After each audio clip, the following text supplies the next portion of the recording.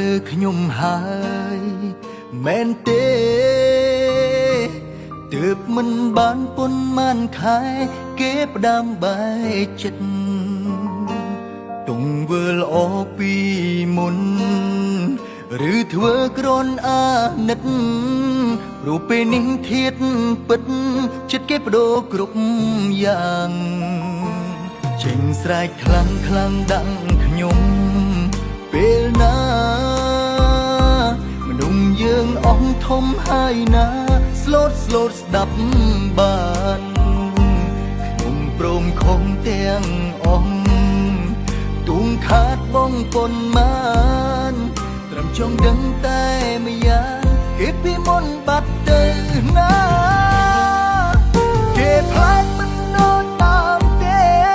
គេប្រែលែងដូចដើមបើដឹងមុនខ្ញុំមិនផ្ដាំនាំឲ្យបេះដូងសោកកា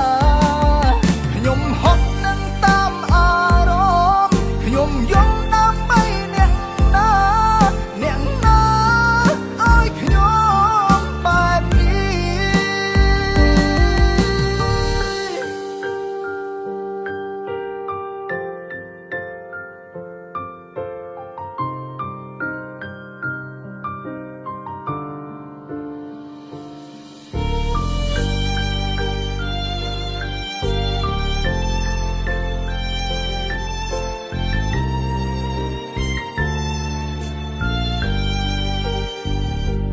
ចេញស្រែកខ្លាំងខ្លាំងដឹងខ្ញុំពេលណាមនុស្សយើងអស់ធំហើយណាស្លូតស្ដាប់បានខ្ញុំព្រមខំទាំងអស់ទូងខាតបងប៉ុន្មាន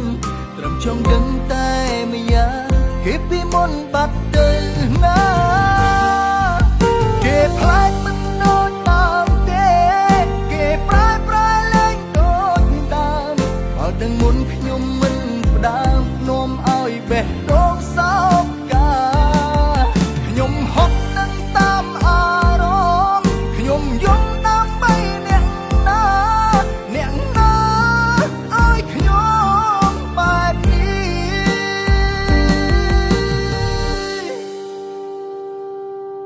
គេផ្លែកមិនដូចដើមទេគេប្រែលែងដូចដើមបើដឹងមុនខ្ញុំមិនផ្ដាំនាំឲ្យបេះដូងសោកកាខ្ញុំហត់នឹងតាមអារម្មណ៍ខ្ញុំយំដើម្បីអ្នកណាឲ្យខ្ញុំបែបនេះ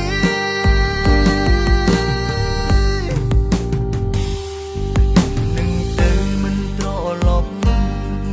វិញទេសុំនៅម្នាក់ឯងមួយពេលមើលថែខ្លួនខ្លាំងមិនប្រាកដនឹងខ្ញុំកុំបន្តពេលនេះព្រោះខ្ញុំដឹងច្បាស់ណាស់គេលែងដូចមុនទៀតហើយ